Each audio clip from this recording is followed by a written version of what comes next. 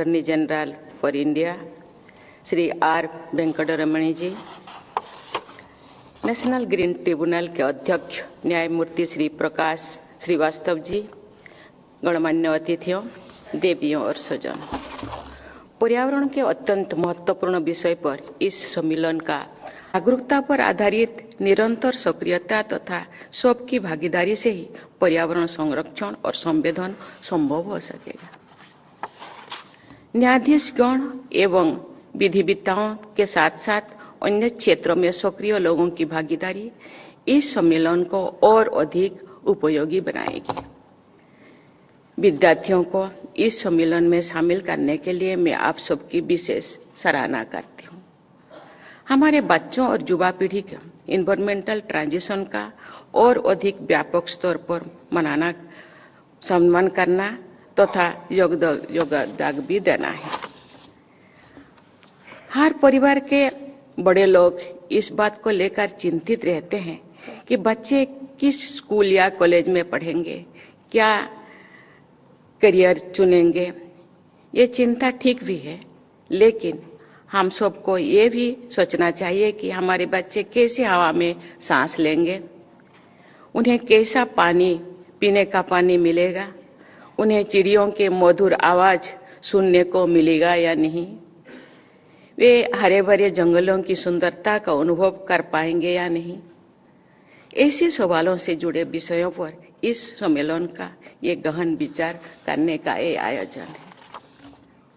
यदि इस सम्मेलन के विषय हमारे देशवासियों को और पूरे मानवता के जीवन, स्वास्थ्य और भविष्य से जुड़े हुए इस विषयों के आर्थिक, सामाजिक और वैज्ञानिक पक्ष को भी, लेकिन सबसे महत्वपूर्ण बात है कि इस सभी विषयों से जुड़े चुनौतियों का नैतिक पक्ष भी है।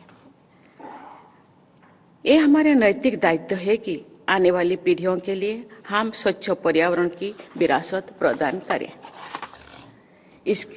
इसके लिए हमें पर्यावरण के प्रति सचेत, संवेदनशील जीवन शैली अपनानी होगी, ताकि पर्यावरण का संरक्षण तो होएगा ही, इसके अलावा उसका संवर्धन भी हो तथा पर्यावरण और अधिक जीवंत बन सके। स्वच्छ पर्यावरण की विरासत और आधुनिक विकास का समन्वय करना एक अवसर भी है और हम लोगों के सामने चुनौती भी है। स्वच्छ पर्यावरण हमारा दैनिक जीवन और स्वास्थ्य के लिए कितना जरूरी है, ये हम सब जानते हैं। धूल और धुएं होने वाले वायु प्रदूषण का फेफड़ों पर बुरा असर पड़ता है। अनेक अध्ययन ये बताते हैं कि वायु प्रदूषण से लाइफ एक्सपेक्टेंसी पर विपरीत प्रभाव पड़ता है। पर्यावरण की स्वच्छता के लिए हर संभव प्रयास करके ही हम सब स्वस्थ और समृद्ध भारत का निर्माण कर सकते हैं। देवियों और स्वजनों, स्वच्छ पर्यावरण की विरासत हमारे पूर्वजों ने हमें प्रदान की थी। हमारी एक प्राचीन प्रार्थना के अंत में 2 बार कहा जाता है, नमो मात्रे पृथ्वी, नमो मात्रे पृथ्वी, अर्थात धरती माता को नमस्कार है, धरती माता को नमस्कार है। धरती माता के प्रति बार बार सम्मान व्यक्त करने की इस भावना के पीछे हमारे भारतीय जीवन मूल्य है। हमारी मान्यता रही है कि प्रकृति माँ की तरह हमारे पोषण करती है और हम प्रकृति का सम्मान एवं संरक्षण करने की आवश्यकता है।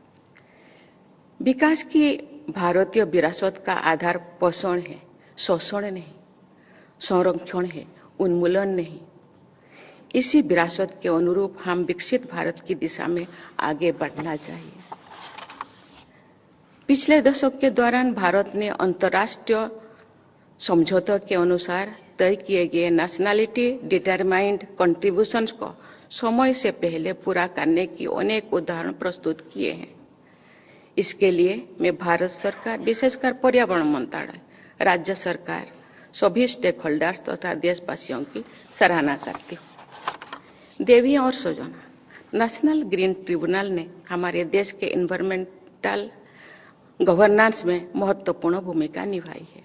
गवर्नमेंटल जस्टिस या क्लाइमेट जस्टिस के क्षेत्र में एनजीटी की निर्णायक भूमिका रही है। एनजीटी ने जो ऐतिहासिक निर्णय लिए हैं उनका व्यापक प्रभाव हमारे जीवन, हमारे स्वास्थ्य तथा हमारी धरती के भविष्य से जुड़ा हुआ है। इस अमूल्य योगदान के लिए एनजीटी के पूर्व एवं वर्तमान अध्यक्ष तथा इस ट्रिब्यूनल के प्रिंसिपल बेंच तथा जोनल बेंचेस में कार्यरत सभी लोग प्रशंसा के पात्र हैं। मेरे जीवन का बहुत बड़ा हिस्सा ग्रामीण परिवेश में ही बीता है। हरियाली, पेड़ पौधे, पशु पक्षियां और नदी नालियां के बीच जिस जिले से मैं आती हूँ वहाँ सिमलीपाल बायोस्फीयर रिजर्व है। मैं कुछ कहने से पहले मैं जिंदगी का कुछ यादें आपके सामने रखना चाहूंगी। आप जानते हैं मैं एक गांव से आती हूँ। हरियाली, शुरू से ही मैं हरियाली से परिचित थी। मैं जब छोटी थी मेरे पिताजी ने, क्योंकि हम लोगों के पास कोई साधन नहीं था, लकड़ी से हम खाना बनाते थे। सूखे लकड़ी पिता माता चुन के लाते थे, आके फिर उसको घर पे भी उसको काटते थे, जलाने लायक बनाते थे। मैं रोज देखती थी। मेरे मन में प्रश्न उठता था, ये तो लाते थे यहाँ पर, क्यों फिर ये लकड़ी को चोट देते थे। मैं पिताजी को पूछा, ये तो सूखे लकड़ी, इसको आप क्यों फिर चोट देने से पहले पिताजी उसको नमन करते थे। मैंने बोलते सूखे लकड़ी, इसको नमन करने की क्या जरूरत है। उन्होंने बोले ये अभी बूढ़ा हो गया, सूख गया, लेकिन जिंदगी भर ये हम लोगों को फल दिए हैं, फूल दिए हैं, हवा दिए हैं, पानी दिए हैं। आज भी ये सूखे लकड़ी हम लोगों के काम पे ही लग रहा है। इसीलिए मैं चोट देने से पहले उसको मैं क्षमा याचना करती हूँ, नमन करती हूँ कि मुझे क्षमा कर दीजिए, मेरे पास कोई और दूसरा उपाय नहीं। मैं जब पिताजी के साथ खेत में जाती थी, फावड़ा से खेत को चोट पहुंचाने से पहले पिताजी धरती को नमन करते थे। मैं पूछती थी, धरती को क्यों आप नमन करते हो। उन्होंने बोले कि धरती हम लोगों का माँ है, कितने सहन करता है। आज हम जो भी खेती करते हैं, उगाते हैं, खाते हैं, धरती है इसीलिए हमें। इसके अलावा धरती के नीचे बहुत सारे कीड़े मकोड़ा रहते हैं, मेरे चोट पहुंचाने से वो भी मर जाएंगे, इसीलिए उसके पहले मैं क्षमा याचना करती हूँ। कभी कभी मैं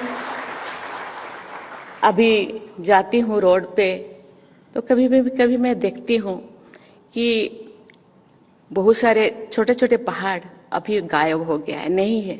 मैं लोगों से पूछती हूँ कि ये पहाड़ कहाँ गया। नहीं, ये बहुत सारे तोड़ा गया है, बहुत सारे काम में लगा गया है। बहुत लोग मुझे पूछते हैं, मैडम हम मॉडर्न युग में जीते हैं, विज्ञान युग में जीते हैं, हम कहाँ से कहाँ पहुँच गए हैं। जिस चीज को हम बनाए नहीं, जिस चीज को बना नहीं पाते, उसको तोड़ते क्यों। पत्थर को आप बना सकते हैं। उस दिन में मेरे मन में जो वो लोग क्वेश्चन किए थे, मैं आंसर नहीं दे पाई। मुझे लगता है आज इस तरह के कॉन्फ्रेंस में उस तरह के आंसर को हम ढूंढे, क्योंकि जिस चीज को हम बना नहीं सकते, हम दूसरे कोई ऐसी चीजें ढूंढे कि जो जब हम लोगों का आवश्यकता चीजें है उसको हम भरपाई कर सके, विकास भी हो और विनाश को भी रोका जाए।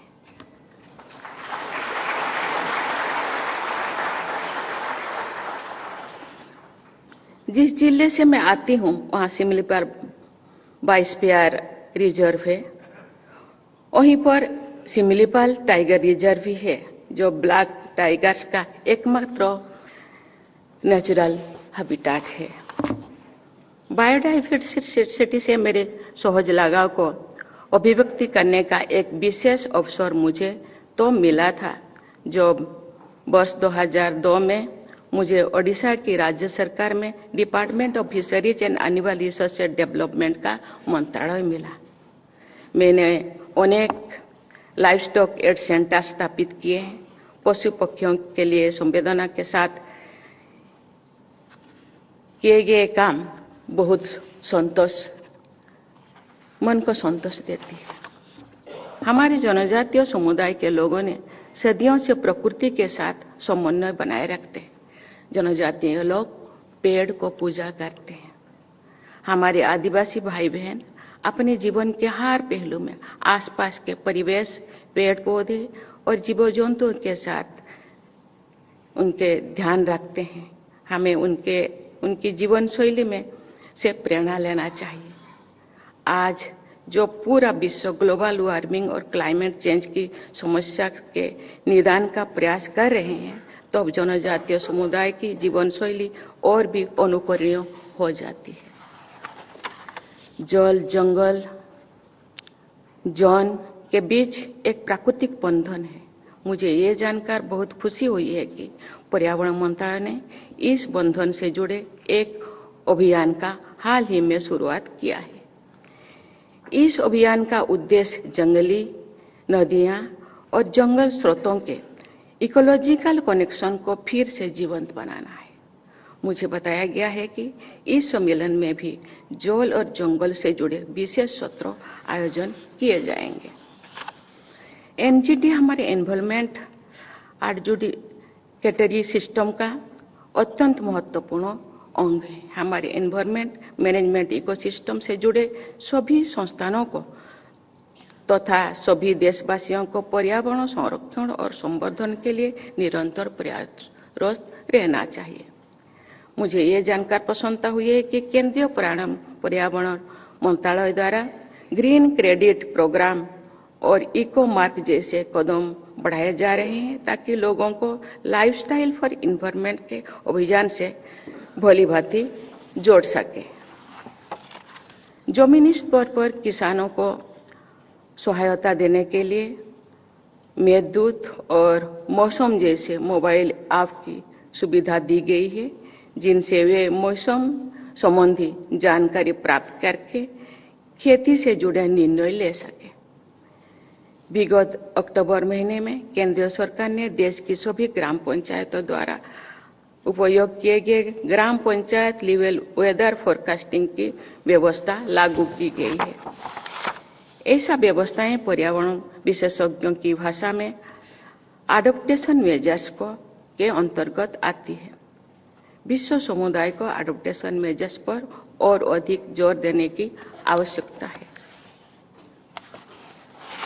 हमारे देश को और समस्त विश्व समुदाय को ऐसे रास्ते पर चलना है जो पर्यावरण के अनुकूल हो, तभी मानवता की वास्तविक प्रगति होगी। भारत ने अपने ग्रीन इनिशिएटिव द्वारा विश्व समुदाय के सम्मुख अनेक अनुकरणीय उदाहरण प्रस्तुत किए हैं।